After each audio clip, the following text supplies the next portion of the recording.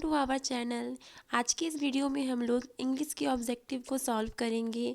तो चलिए करते हैं हम लोग शुरू इस वीडियो को। तो ये देखिए, आप ये स्क्रीन में आपको दिख रहा होगा कि Jharkhand council of educational research and training model question paper, ये आपका जैक के थ्रू प्रोवाइड कराया गया है ये मॉडल क्वेश्चन। और इसको यदि आप सॉल्व कर लेते हैं तो इससे अधिक क्वेश्चन आपके एग्ज़ाम में आएगा।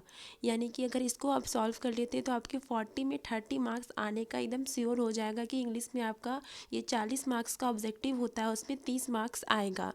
तो चलिए देखते हैं, ये सेट 1 ऑब्जेक्टिव है। तो झारखंड के थ्रू 5 सेट आपका प्रोवाइड कराया गया है, उसमें से ये पहला ऑब्जेक्टिव क्वेश्चन है। तो देखते हैं, इसमें आपको टाइम 1.5 घंटा मिलेगा और फुल मार्क्स देखिए 40 है, फुल मार्क्स 40 है। उसके बाद टाइम आपका मिलेगा 1.5 घंटा, या देख रहे हैं फुल मार्क्स कितना है, 40 है। उसके बाद है कि इच क्वेश्चन कैरी 1 मार्क्स, यानी कि एक क्वेश्चन को सॉल्व कीजिएगा तो आपको 1 मार्क्स मिलेगा। ठीक है, तो ये ध्यान दीजिएगा। उसके बाद है यहाँ लिखा हुआ, सबसे पहले आपका है कि रीड द पैसेज, आपको सबसे पहले पैसेज मिलेगा। एमसीक्यू क्वेश्चन यानी ऑब्जेक्टिव क्वेश्चन में सबसे पहले आपको पैसेज मिलेगा। तो पैसेज में देखिए यहाँ पे लिखा हुआ है कि valley of flower is a national park in a Uttarakhand, India. This valley is famous for charming meadows of elfin flowers, myriad elfin flowers make this place of wonderful call paradise. मतलब कि यहाँ पे आपको एक पैसेज मिला है और इस पैसेज को पढ़ के यहाँ पे इसको सॉल्व करना है। तो देखिए यहाँ लिखा है सबसे पहले कि पहला सेंटेंस कि valley of flower is A national park इन उत्तराखंड। तो देखिए पहला क्वेश्चन ही आपका क्या है कि the valley of flower is in dash. 4 option है आपका यहाँ पे कि झारखंड है, झारखंड है, उत्तराखंड है, बिहार है, राजस्थान। तो जो ब्लू टिक किया हुआ है वो आपका आंसर है। मैंने पहले ही आंसर टिक कर दिया था ताकि आपको कन्फ्यूज़न कुछ ना हो। तो जो भी ब्लू टिक किया हुआ है वो उसका आंसर है। आप इसको पैसेज को ध्यान से पढ़ के इसका आंसर को टिक कर लीजिएगा अपने कॉपी में। उसके बाद है why is this valley famous for. ये वैली जो है, वैली क्या होता है, पहाड़ के नीचे जो छोटी छोटी जो घाटियाँ होती हैं उसमें जो गाँव बसे हुए होते हैं उन्हें वैली कहते हैं। तो ये वैली किस चीज़ के लिए फेमस है, तो देखिए ये वैली जो है फ्लावर्स के लिए फेमस, जो इस पैसेज में बोला गया है एल्पाइन फ्लावर्स के लिए ये फेमस है। उसके बाद है why this valley is a world heritage site. तो क्या होगा, because of its pristine beauty, because of its mystical surroundings. तो इसमें क्या होगा, बोथ ए एंड बी इसका आंसर होगा। बोथ ए एंड बी बोलने का मतलब क्या होगी, ऑप्शन ए एंड बी दोनों इसका सही है।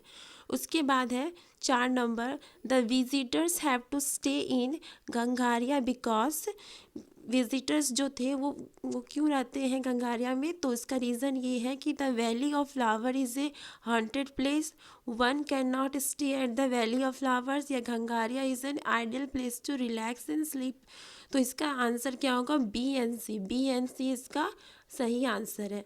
5 नंबर है when does the valley of flowers open for the visitors. तो ये वैली ऑफ फ्लावर्स कब खुला था विजिटर्स के लिए, तो 1 जून को ये खुला है। तो क्या होगा, 1 जून इसका आंसर हो जाएगा।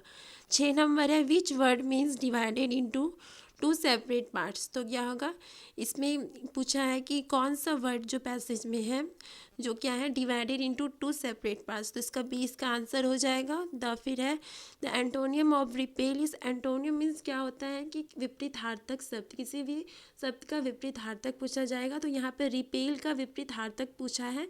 तो रिपेल मतलब होता है दूर करना, तो उसका उल्टा क्या हो जाएगा, नज़दीक करना। तो यहाँ पे ऑप्शन नंबर बी सही है। तो क्या होगा, अट्रैक्ट इसका आंसर सही है। उसके बाद है valley of flower is A national flower park in Uttarakhand India, the above sentence is in.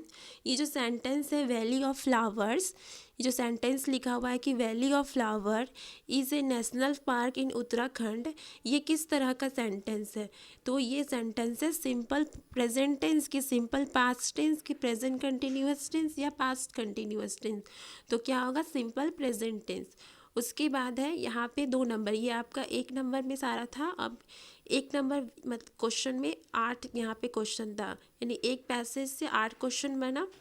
उसके बाद सेकंड है लेटर राइटिंग। लेटर राइटिंग में आपको लिखना नहीं है, यहाँ पे बना हुआ रहेगा, बस आपको यहाँ पे फिल इन द ब्लैंक्स में जो भी है उसको भरना है। तो यहाँ ऑप्शन वो भी दिया गया है। 9 नंबर में है कि सबसे पहले यहाँ देखिए इस तरह का रहेगा लेटर राइटिंग में 9 नंबर, यानी यहाँ 9 लिखा हुआ डैश और उसका आंसर नीचे करना है। तो क्या होगा 9 में सिंसियरली है, लविंगली है या डियर। तो लेटर में हम लोग सबसे स्टार्टिंग में डियर से स्टार्ट करते हैं, तो क्या होगा डियर अमन। उसके बाद देखिए 10 नंबर में डैश लिखा हुआ आई एम वेरी डैश, तो 10 नंबर का आंसर क्या हो जाएगा happy, I am very happy. उसके बाद है 11 नंबर में to know that you have got first position in the 10th board we are very happy to dash.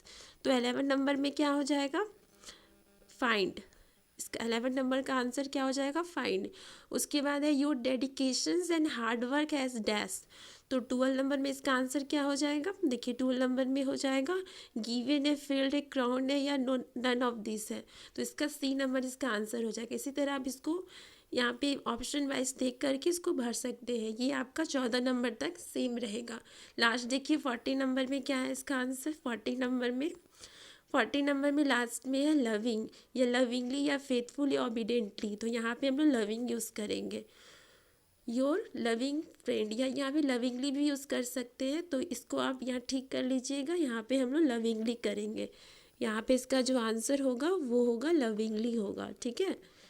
ये वाला यूज़ कीजिएगा, ठीक है, लविंगली। उसके बाद है choose the correct option and answer the following question. The children are making noise in the class, this sentence is in. यहाँ पे आपको सेंटेंस को पहचानना है कि सेंटेंस किस तरह का है। तो देखिए यहाँ पे सेंटेंस जो बोला है the children are making noise in the class, ये सेंटेंस किस तरह का सेंटेंस है, सिंपल पास्ट टेंस है या पास्ट परफेक्ट है कि प्रेजेंट परफेक्ट है, ये प्रेजेंट कंटिन्यूअस है।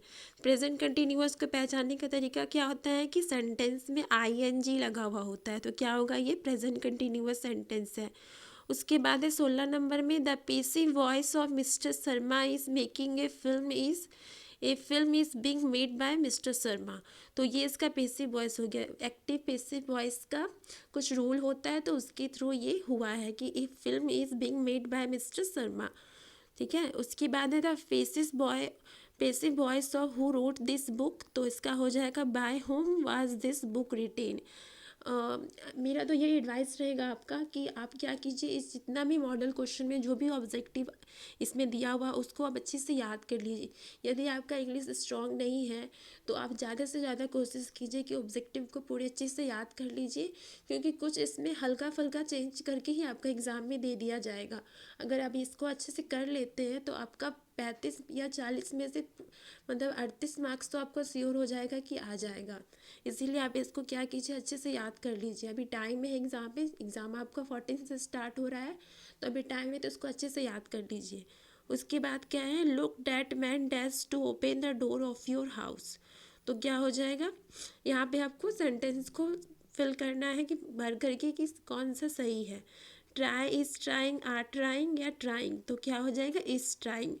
उसके बाद 19 नंबर का आंसर है डी, 20 का है बी।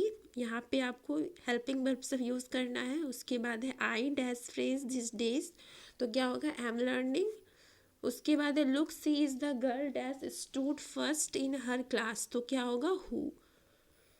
तो इस तरह से आपका क्वेश्चन रहेगा।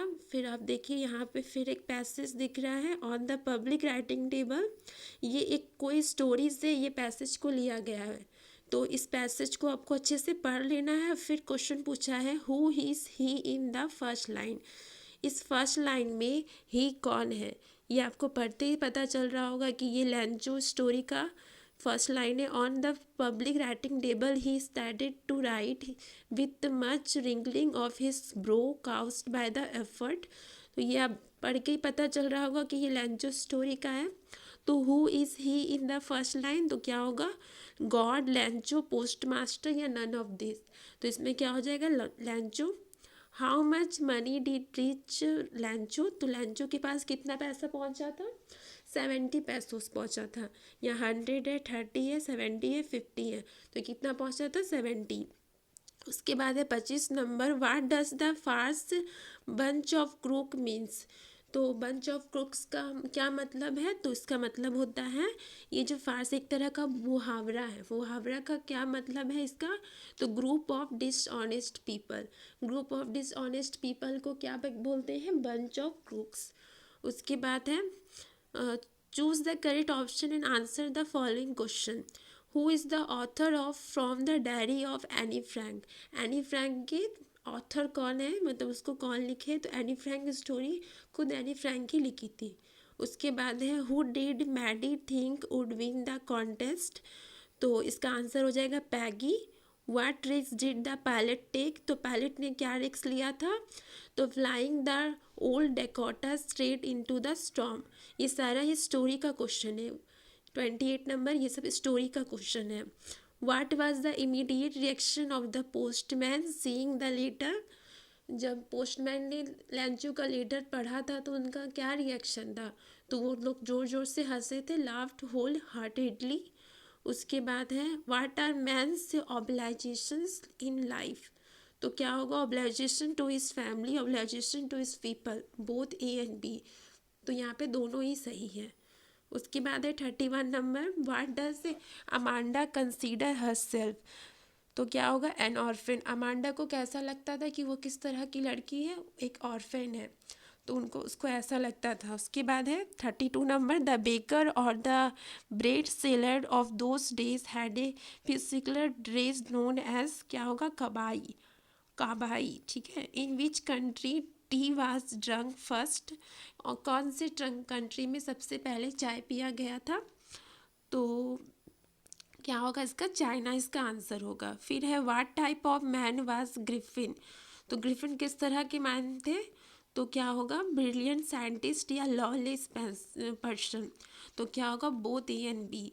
उसके बाद है 35 number, what did the thief use to change every month? Thief जो था वो क्या करता था? हर महीना जो है वो अपना नाम चेंज कर लेता था। तो इसका ऑप्शन ए सही हो जाएगा। Who is the writer A triumph of surgery? तो इसका क्या होगा? James Harriet. उसके बाद है हु वाज ऑसेबल? ऑसेबल कौन था? ये सीक्रेट एजेंट था। ये सारा ही आपका इंग्लिश 2 का स्टोरी है। तो आप देखिएगा दोनों को कंबाइन करके एग्ज़ाम में पूछा गया है, तो दोनों को ही साथ में पढ़िएगा। ये नहीं सोचिएगा कि एक पढ़ेंगे तो एक से ही काम हो जाएगा, नहीं, दोनों को पढ़ना है और साथ ही ये मॉडल क्वेश्चन को तो अच्छे से याद कर लेना है। उसके बाद है 38 का आंसर हो जाएगा ए रीडिंग एक्सपेंसिव बुक। उसके बाद 39 में है mister Loisel brought a dash dash from M Forestier. तो क्या होगा? A necklace. उसके बाद है who was Wolly's who what was Wolly's real name? Wolly का जो रियल नेम क्या था? वोली स्टोरी में आप पढ़े होंगे वोली के बारे में। तो वोली का असली नाम क्या था? तो क्या था? सुलेखा।